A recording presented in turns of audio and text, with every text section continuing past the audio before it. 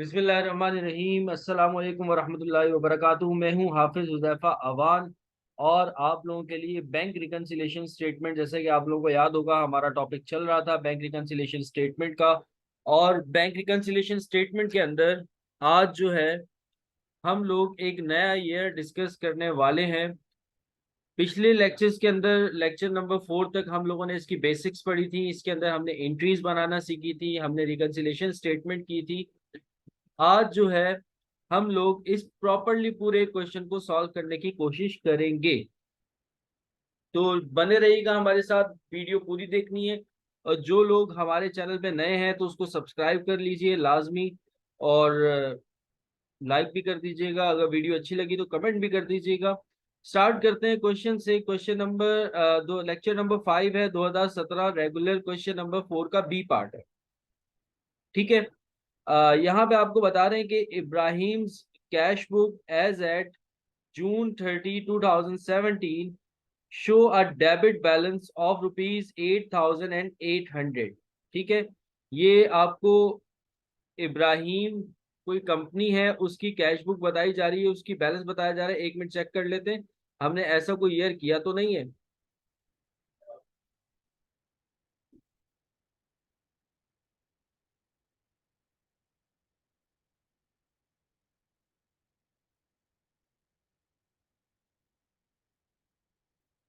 एक ऐसा ईयर था उसमें भी इब्राहिम कंपनी थी, इस वजह से मुझे सिमिलर लग रहा था।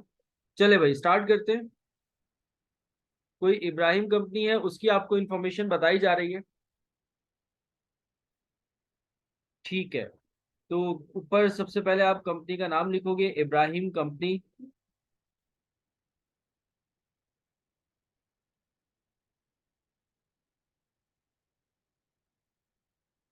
इब्राहिम्स कंपनी कर देते हैं।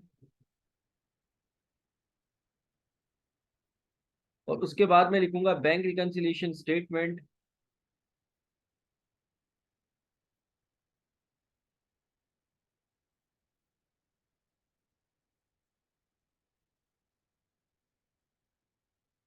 फिर मैं लिखूंगा एज ऑन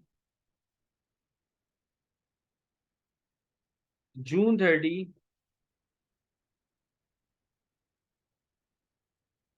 2017। ठीक है। एक कॉलम में डिस्क्रिप्शन का दूंगा।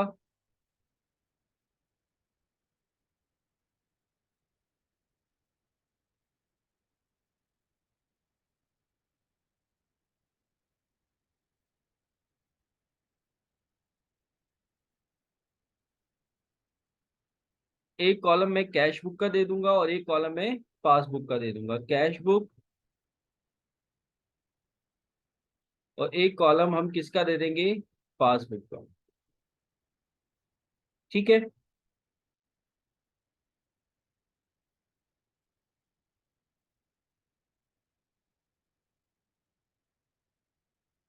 और इस तरीके से एक लाइन जो है वो रफली मैं ड्रॉ कर रहा हूँ। आप लोग अपने पास जो है वो स्केल से ड्रॉ कीजिएगा।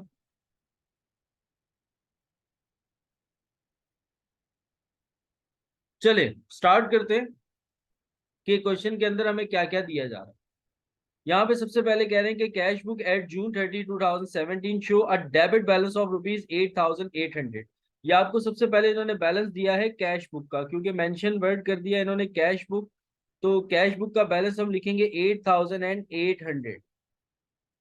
फिर उसके बाद आगे कह रहे हैं whereas the bank statement at the same date indicated a different balance that is ₹9,042। अब वो कह रहे हैं कि जो बैंक स्टेटमेंट है वो डिफरेंट बैलेंस शो कर रही है विच इज 9,042। तो 9,042 मैंने बैंक स्टेटमेंट का बैलेंस लिख दिया। और बैंक स्टेटमेंट का बैलेंस आप सब बच्चों को पता है कहाँ जाता है, पासबुक में जाता है। ठीक है। फिर उसके बाद आगे बता रहे on closer scrutiny the following were discovered. अब वो कह रहे हैं कि हमने जब डेटा को एनालाइज किया, उस डेटा की स्क्रूटनी की, तो कुछ एरर्स जो है वो हमें डिस्कवर्ड हुए हैं। जैसे कि पहला एरर बता रहे हैं, कह रहे हैं कि the bank statement show a standing order payment of ₹385 for insurance. कह रहे हैं कि बैंक स्टेटमेंट शो कर रही है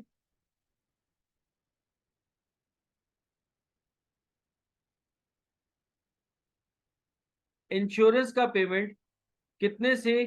385 से। ठीक है, तो अब ये जो 385 है, इसको मैं पहचानूंगा इंश्योरेंस से। इंश्योरेंस हमारा क्या होता है? एक एक्सपेंस होता है। ठीक है, और एक एक्सपेंस के बारे में आप सब बच्चों को मैंने बताया हुआ है कि बैंक चार्जेस हो, एक्सपेंस हो, या किसी भी तरह के चार्जेस हो, उनको आप क्या करते हो? लेस करते हो। कहाँ से लेस करते हो? कैश बुक में से। तो मैं यहाँ पे लिखूंगा लेस इंश्योरेंस एक्सपेंस,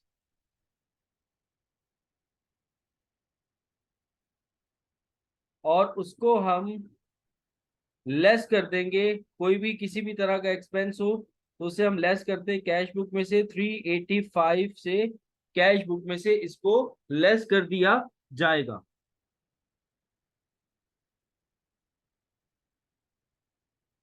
फिर उसके बाद नेक्स्ट ट्रांजेक्शन, ट्रांजेक्शन नंबर 2 आपको बता रहे हैं।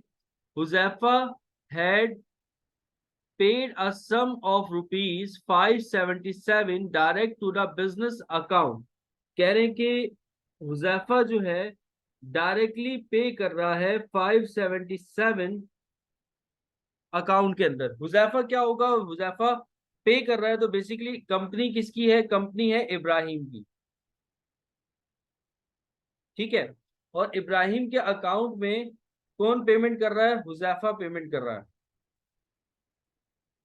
तो ये क्या होगा? Huzaifa had paid a sum of rupees 577 direct to the business account. जो हमारा बिजनेस अकाउंट है इब्राहिम कंपनी का, उसमें हुजैफा ने डायरेक्ट पेमेंट की है। तो बेसिकली ये डायरेक्ट डिपॉजिट होगा, क्योंकि हुजैफा एक कस्टमर है, इब्राहिम नहीं पे कर रहा। यहां पर आप इसको डायरेक्ट पेमेंट मत ले लीजिएगा, ये डायरेक्ट डिपॉजिट। हाँ, अगर इब्राहिम डायरेक्टली पेमेंट कर रहा होता तो फिर वो डायरेक्ट पेमेंट होता।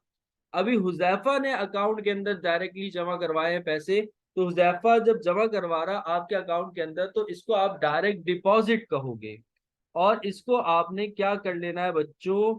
ऐड कर लेना है डायरेक्ट डिपॉजिट के नाम से।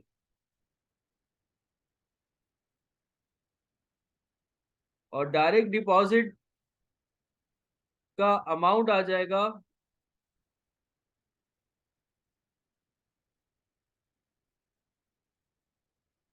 577। और डायरेक्ट डिपॉजिट ऐड होता है कहाँ पे? ऐड होता है कैश बुक में। ये सारी बातें मैंने आपको ऊपर लिखवाई हुई है।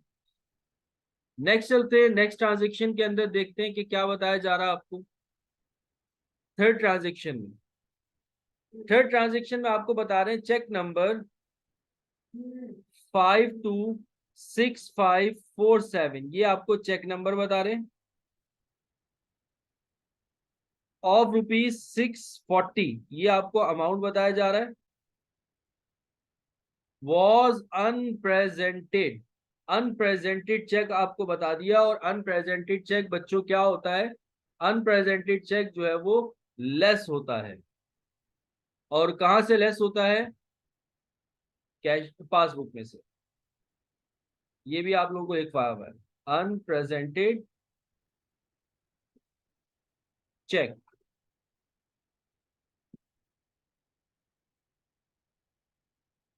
640 से पासबुक में क्या कर दूंगा? लेस कर दूंगा। अब हम बढ़ते हैं अपनी नेक्स्ट ट्रांजेक्शन की तरफ। अनप्रेजेंटेड के बाद डिपॉजिट, कह रहे हैं जमा करवाया, not yet credited total rupees 605। कह रहे हैं कि हमने डिपॉजिट कर दिया लेकिन अभी तक क्रेडिट नहीं हुआ है।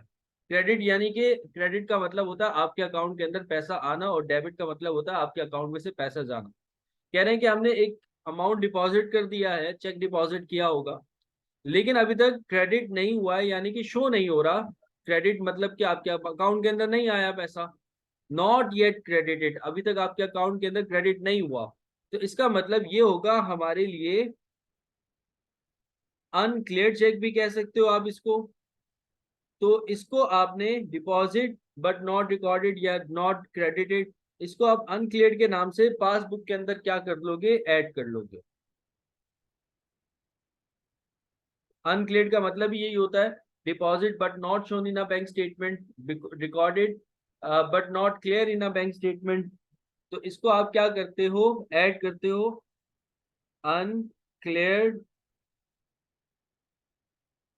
के नाम से और ऐड कर दोगे कहां पर, पासबुक के अंदर। इसका अमाउंट आ जाएगा 605। नेक्स्ट ट्रांजेक्शन देखते हैं, ट्रांजेक्शन नंबर 5 है। कह रहे हैं कि अ चेक ऑफ ₹640.54, एक चेक है 654 का, रिसीव फ्रॉम अ कस्टमर, हमें कस्टमर से मिला, वॉज डिपॉजिटेड और हमने इसको जमा करवाया, in the bank but not shown in the bank statement amount, but shown in the bank statement amount ₹454। या आपको बता रहे हैं कि एक कस्टमर का चेक था, उसका अमाउंट कितना था, 654। हमने इसको बैंक में जमा करवा दिया, डिपॉजिट करवा दिया, लेकिन बैंक स्टेटमेंट में जो शो हो रहा है वो शो हो रहा है 554। 654 का चेक हम बैंक में जमा करा रहे हैं, यानी कि हमारे अकाउंट के अंदर 654 रुपीज आने थे, लेकिन हमारे अकाउंट के अंदर 454 रुपीज आ रहे हैं, यानी कि हमारे अकाउंट के अंदर कम आ रहे हैं। कितने कम आ रहे हैं, बैंक को हमारे अकाउंट को कितना बढ़ाना था, बैंक को हमारे अकाउंट को बढ़ाना था 654 से, लेकिन बैंक ने हमारे अकाउंट को कितने से बढ़ाया, 454 से। तो अभी इसका हम डिफरेंस लेंगे कि डिफरेंस कितना आ रहा है। तो डिफरेंस लेते हैं अगर इसको हम, तो डिफरेंस पूरा पूरा 200 रुपीज का आ रहा है। 200 रुपीज जो कि बैंक ने हमारे अकाउंट के अंदर शो नहीं किए, इसको हम ऐड कर देंगे। बैंक से गलती हो रही है तो ये बेसिकली कहलाएगा पासबुक एरर।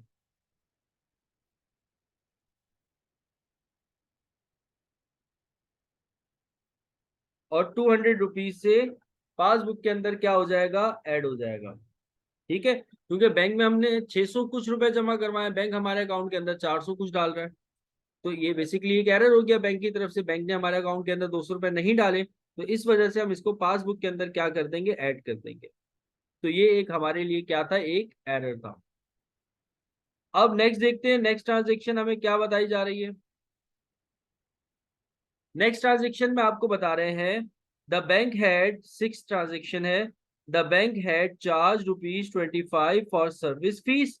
ये चार्जेस आ गए क्योंकि चार्ज कर रहे हैं, तो सर्विस फीस की मद में, एंड ₹20 फॉर चेक बुक, और उसने चार्जेस कट डिडक्ट किए हैं चेक बुक की मद में, क्योंकि जब आप चेक बुक निकलवाते हो तो उसके भी चार्जेस होते हैं। तो 20 रुपए उसने चेक बुक के चार्ज किए हैं और 25 रुपए उसने सर्विस चार्जेस चार्ज किए हैं। तो ये दोनों क्या है, चार्जेस है, इन दोनों को आप लेस करोगे। चार्जेस हमेशा कहाँ लेस होते हैं, कैश बुक में से। तो लेस, पहले सर्विस चार्जेस लिख लेता हूं,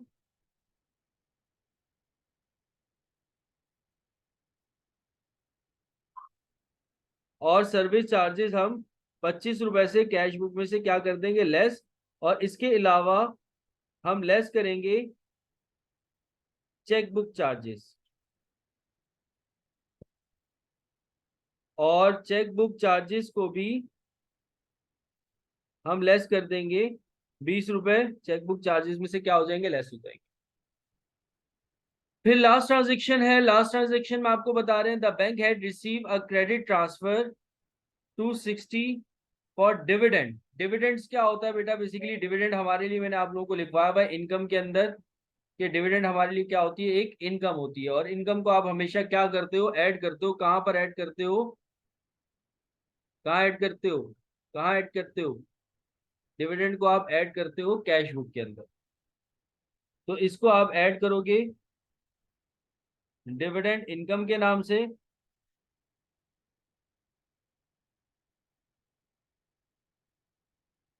और ऐड कर लोगे कहां पर, कैश बुक में। कितने से, 260 से।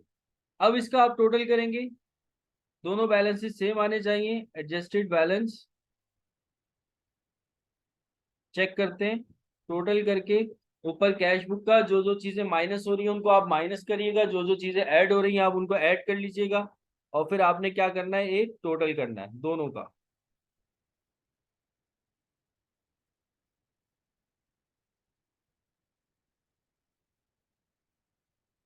टोटल करेंगे तो इसका भी 9207 आ रहा है और इसका भी 9207 आ रहा है। तो ये हमारे पास कैश बुक और पासबुक दोनों क्या हो गई, इक्वल हो गए। तो इस तरीके से बेटा रिकंसिलिएशन स्टेटमेंट की जाती है। Now we are going to required number 1 और required number A, which is tell us prepare bank reconciliation statement as on 30/6/2017। वो हमने बना ली। रिक्वायर्ड नंबर 1 जो है वो हमने मीट कर ली। रिक्वायर्ड नंबर बी की तरफ आते हैं। रिक्वायर्ड नंबर बी में आपको कह रहे हैं prepare entries in journal for the relevant items. अब वो कह रहे हैं कि आपको एंट्रीज बनानी है। एंट्रीज के बारे में भी इससे पिछला वाला लेक्चर मेरा डिटेल में था, उसको लाजमी देख लीजिएगा, फिर जाकर आपको एंट्रीज जो है वो समझ में आएंगी। अब मैं एंट्रीज को डायरेक्टली सॉल्व करने की कोशिश करूंगा। अब मैं उसको इतना ज्यादा डिटेल में नहीं पढ़ाऊंगा। इतना ज्यादा डिटेल में इस वजह से नहीं पढ़ाऊंगा क्योंकि इसको मैं ऑलरेडी जो है वो पढ़ा चुका हूं। तो अब हम चलते हैं एंट्रीज की तरफ। तो अब जो है मैं एंट्रीज बनाने शुरू करूंगा। अगेन कंपनी का नाम लिखूंगा। कंपनी का नाम जो था वो हमारे पास इब्राहिम कंपनी थी। तो उसके बाद मैं लिखूंगा एडजस्टिंग एंट्रीज या जनरल एंट्रीज।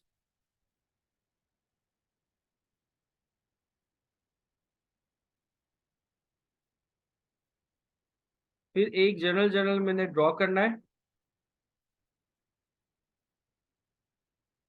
पहला कॉलम हम बना लेंगे डेट का। फिर उसके बाद हम एक कॉलम बनाएंगे पार्टिकुलर का। फिर उसके बाद हम एक कॉलम बनाएंगे पीआर का। फिर उसके बाद हम एक कॉलम बनाएंगे डेबिट का। और फिर उसके बाद हम एक कॉलम बनाएंगे क्रेडिट का। क्रेडिट भी रुपीज में है और डेबिट भी रुपीज में है। ठीक है। तो अब जो है मैं बनाना शुरू करता हूँ जनरल एंट्रीज। अब एंट्रीज के अंदर जो है सबसे पहले क्या करेंगे, हम एंट्रीज की तरफ जाएंगे। सिर्फ और सिर्फ कैश बुक की हमें एंट्रीज बनानी है, हमें पासबुक की एंट्रीज नहीं बनानी। मैंने लास्ट लेक्चर में आप लोगों को डिटेल में बताया हुआ था। अब एंट्रीज बनाना शुरू करूंगा। इंश्योरेंस एक्सपेंस पहली एंट्री है, तो एक्सपेंस की एंट्री बनेगी। ये लिखवाई हुई है कि हम एक्सपेंस को डेबिट करेंगे और बैंक को क्या कर देंगे, क्रेडिट कर देंगे। इसके अलावा डायरेक्ट डिपॉजिट है। डायरेक्ट डिपॉजिट की भी एंट्री लिखवाई हुई है कि इसके अंदर बैंक डेबिट होगा और अकाउंट रिसीवेबल क्या हो जाएगा, क्रेडिट हो जाएगा। फिर उसके अलावा अनप्रेजेंटेड चेक है, इसकी एंट्री नहीं बनेगी क्योंकि ये पासबुक की ट्रांजैक्शन है। अनक्लियर्ड है, इसकी भी पासबुक की ट्रांजैक्शन है। ये पासबुक एरर है हमारे पास, ये भी पासबुक की ट्रांजैक्शन है, इसको भी आप नहीं बनाओगे। फिर उसके बाद सर्विस चार्जेस आ रहे हैं। चार्जेस की एंट्री, चार्जेस डेबिट हो जाएंगे और बैंक क्रेडिट होगा। इसके अलावा चेकबुक चार्जेस है, ये भी चार्जेस है, चेकबुक चार्जेस डेबिट हो जाएंगे और बैंक क्रेडिट हो जाएगा। और इसके अलावा डिविडेंड इनकम है, इसकी एंट्री डिविडेंड की भी लिखवाई हुई है कि बैंक डेबिट होगा और इनकम क्या हो जाएगी, डिविडेंड इनकम क्या हो जाएगी, क्रेडिट हो जाएगी। तो चलिए चलते हैं हम अपनी ट्रांजेक्शन की तरफ। ट्रांजेक्शन के अंदर बनाना शुरू करते हैं। पहली एंट्री है इंश्योरेंस एक्सपेंस की। एक्सपेंस डेबिट हो जाएगा और बैंक क्या हो जाएगा, क्रेडिट 385 से।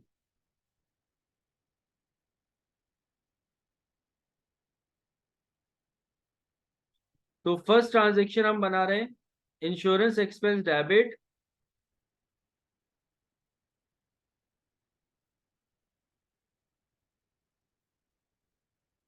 और बैंक को हम क्या कर देंगे, क्रेडिट अमाउंट आ जाएगा 385 और 385। नरेट करोगे आप इसको, टू एडजस्ट इंश्योरेंस एक्सपेंस। ये हमने पहली एंट्री अपनी बना ली। अब हम चलते हैं नेक्स्ट एंट्री की तरफ। नेक्स्ट एंट्री कौन सी थी, नेक्स्ट एंट्री जो थी वो हमारे पास डायरेक्ट डिपॉजिट की थी। डायरेक्ट डिपॉजिट की एंट्री बनाते हैं।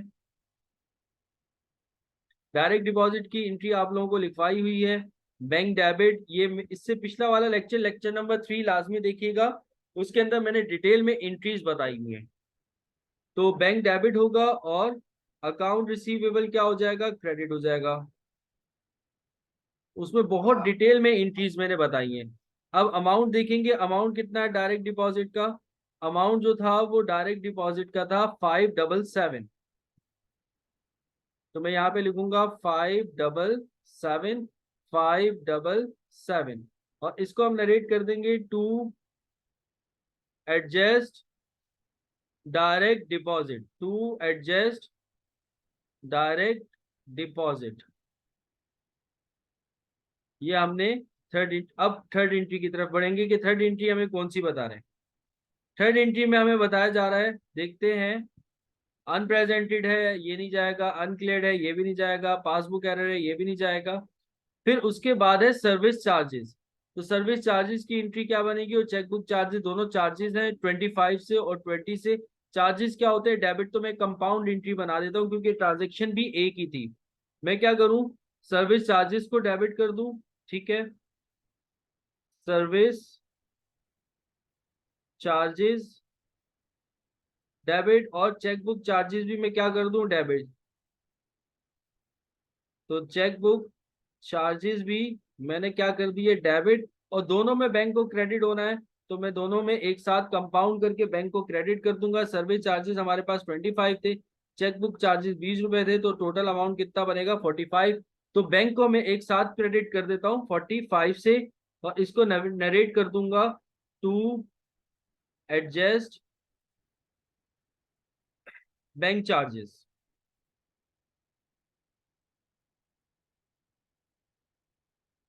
ये हमने नेक्स्ट एंट्री बना ली। अब उसके बाद लास्ट एंट्री डिविडेंड की थी। डिविडेंड की भी एंट्री अगर आप देखो, सारी एंट्रीज मैंने एक लेक्चर के अंदर, लेक्चर नंबर 3 के अंदर डिटेल में बताई हुई है।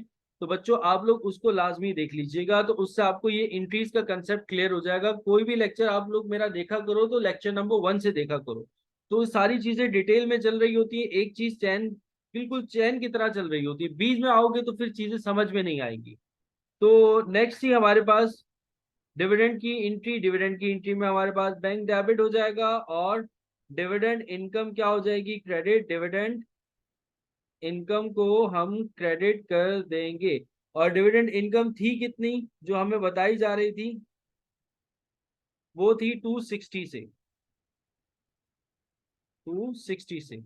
और इसको हम नरेट कर देंगे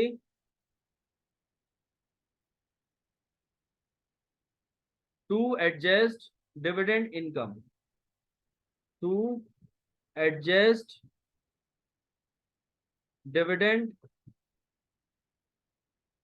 इनकम।